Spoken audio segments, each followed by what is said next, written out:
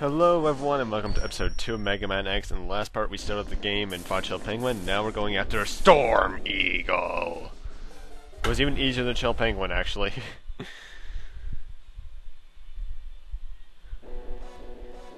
But luckily he has one of the best stage themes in the game, and I'm actually going to be able to 100% this level on the first time through.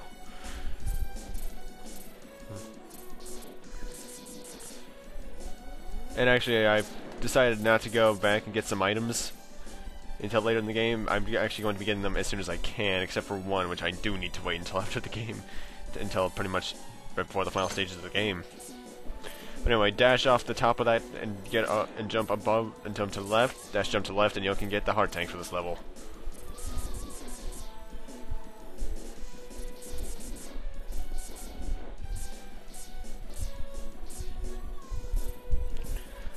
And this takes place in an airport, which immediately reminds me of the movie of the same name.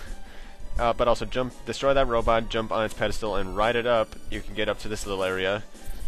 Shoot through the window and kill the guy in here, and behind him you'll have the first sub-tank of the game. Which, like in Megaman X4, take energy when your life is full and stores it for later use.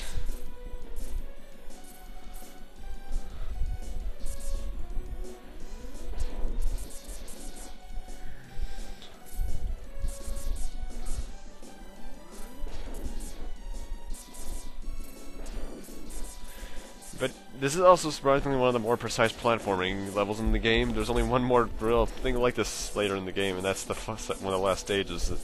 This game is more action heavy than platform heavy. That's the real defining factor between this and Classic, actually.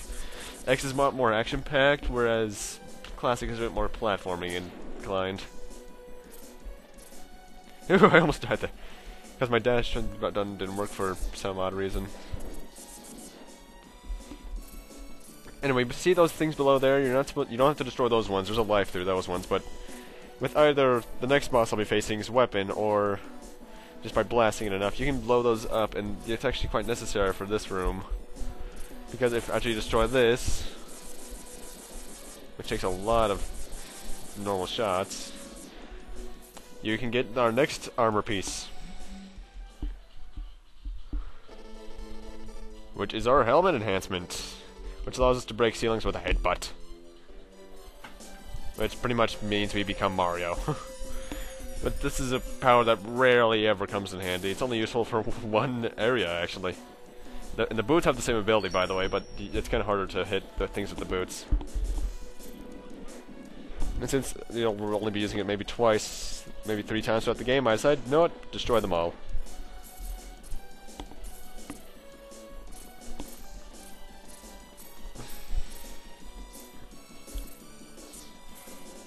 Up there is actually an extra life. X1 through 3 doesn't have the helmet thing that X4 through 6 have. Instead, it has a normal X head like Classic had the original Mega Man's head.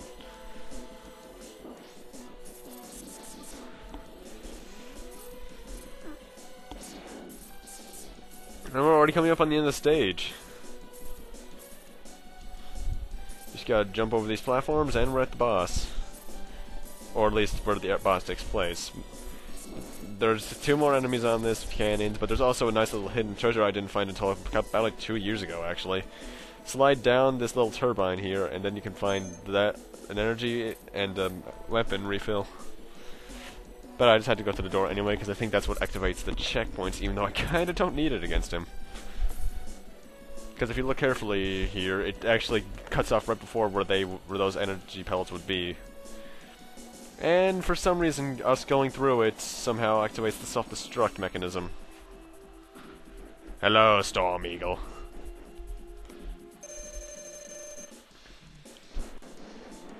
Storm Eagle only really has a few attacks, most of which, his only deadly ones are when he shoots a tornado out of his arm, or what he just did there, his wings, because if you're not careful, you might get blown off the edge and you might die instantly. And he has this attack where he dives from the sky. It might be hard to predict, but if you're wearing headphones or any kind of thing when playing it, you can tell which direction he's coming from because which ear the sound is in.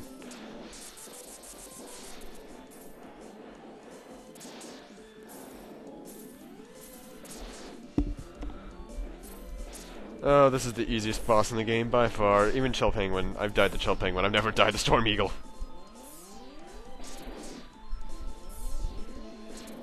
Was Storm Eagle in Mega Man Extreme 1? I forget. I'm going to have to record that at some point.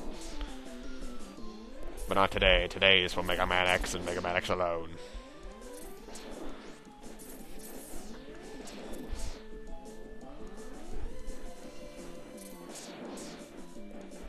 And he's down.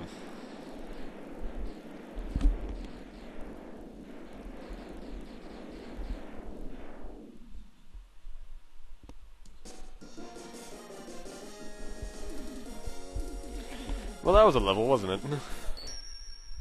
Booyah. And for beating him, we get, I want to say Storm Tornado. Was that right? Yeah! This is only really useful, as a weapon, because it actually counts as a lot of hits. I think every single one of those individual little rings you see counts as an individual attack. And our next target is Flame Mammoth, who I'm only going after now, a bit out of order, because he is Chill Penguin's weakness, and I'd like to get him out of the way next, because he's he's weak against Storm Eagles, Storm Tornadoes. Plus I can 100% this level in one go, too.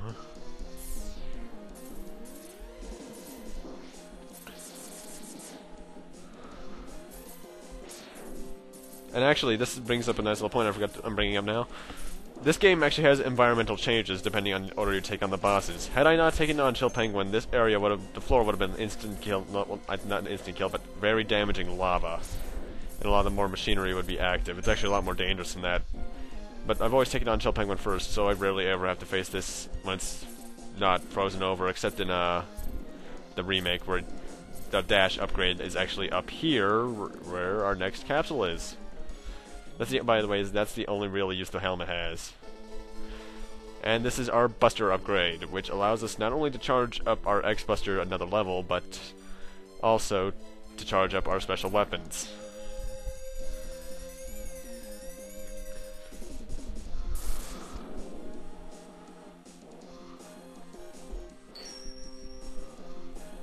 Well, we already got 3/4 of the armor. And now, from what I've heard, there's also another way you can get the Buster, when that's not getting this one at all, but waiting until a later stage. In fact, the third or fourth last stage, the first of the final Sigma I can't talk today. The first Sigma stage, I've heard you can get a more powerful version of this from a certain event, but I never really tested out. Because I always get this here, I've always gotten it like this. And also, beneath the lava, beneath that final platform, is the heart tank. You can wait. You don't have to defeat Chill Penguin to get it, but it does help not to get injured. Anyway, I'm not going over here just because there's a life, but there's also something we can get. Dash jump towards the wall, and there's our second sub-tank. 2 down, 2 to go. I might be getting them all next part.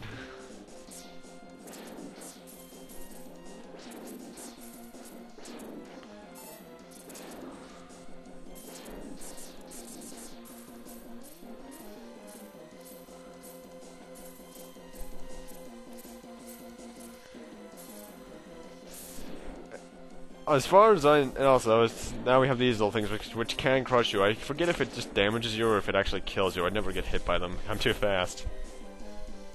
And actually, because I brought this up earlier, when I mentioned earlier with when we got the Buster power up earlier, that's actually not its location in the original. In the remake Maverick Hunter X for the PSP. They switched a lot of the items around, or at least the majority of the upgrades. They also, of X's armor upgrades, they switched around their locations a bit. And they also switched around a way to get a certain ability later on that I'll be getting.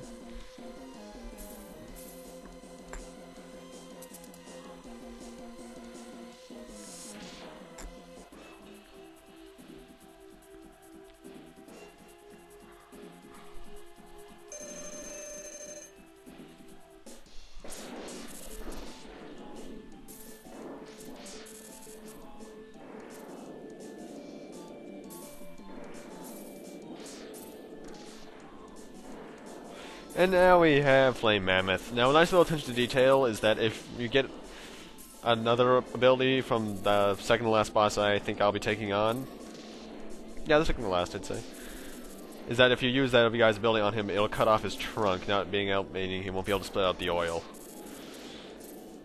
Now, in terms of his pattern, he just jumps around and shoots the oil, which he can also light on fire. But when he but every now and then he'll actually make some sort of sound. What that does, which took me a while to realize, I thought it just happened coincidentally, but what it does is, hello mouse, what are you doing today? But it pretty much switches the conveyor belt around. It's kind of like the flashing background in Metal Man stage back in Mega Man 2. Man, it's already almost been a year since I did Mega Man 2, yikes. And we get the Fire Wave, which is just a flamethrower. It's surprisingly useful to get certain things later on. Anyway, now I'm actually going to go backtrack into Penguin stage to get something really quick, so I'll see you guys there. And we're here at the right armor. So pretty much jump out of the right armor there and destroy this building with the Fire Wave when you get the heart tank for this level. And also, if you press start, you can use the exit item to get out of the stage. So now that stage is 100%ed. 3 stages down, 5 to go. And next Maverick is Spark Mandrill. What's a mandrill anyway? Isn't it some sort of monkey? Or ape? Wasn't that one guy from Lion King mandrill? And another environmental change. Normally it's supposed to be much darker and electricity flowing through the floor, but since we beat Storm Eagle stage, the ship crashed into this area, so another environmental change. I think there's only a few left of those, actually. Now this is not a stage I'll be able to 100% on my first run through, because I need a certain item from a couple of Mavericks away from now.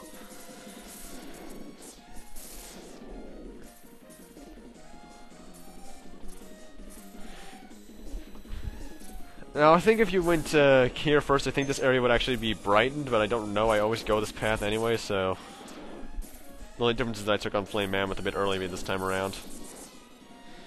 Because normally the Buster power-up's the last one that I get. Or wait, is it the last? Or is it the second to last? I don't remember. All I know is that I seem to be abusing the dash jump a bit more than I usually do. Anyway, get out Storm Tornado for the first mini-boss of the game, surprisingly. Wait, no, is it the first? Yeah, I think it's the first. Yeah, it is the first. The Storm Tornado utterly destroys him, because if every time you hear a little sound happening, that's it hitting him, and I've always loved the sprite work for that for some reason. Now, if you didn't fight Storm Eagle first, this guy would actually be shooting lasers out of the bottom of the bubble, but that won't be happening this time around.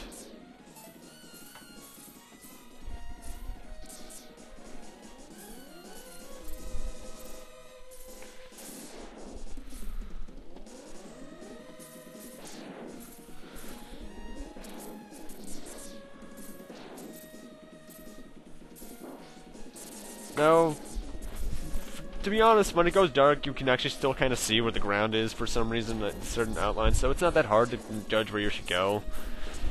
But if you're playing on like a dark contrast screen or on like a really dark screen, that might be a bit troublesome. Bright screens though, like my computer, are no problem.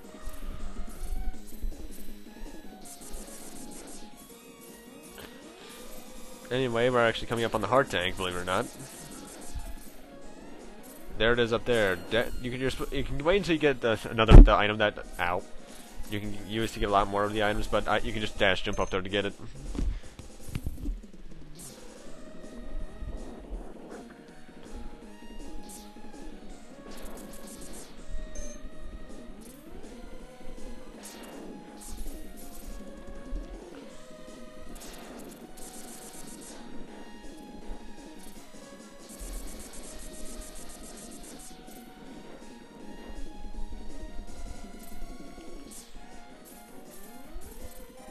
So yeah, really not much to be said about this level. Just be careful with these guys, though, the guys that come off screen, because they can blindside you. And wow, that's happened twice now. If you didn't see what happened, I killed the guy as soon as he hit me, and he gave me an energy tank, some energy.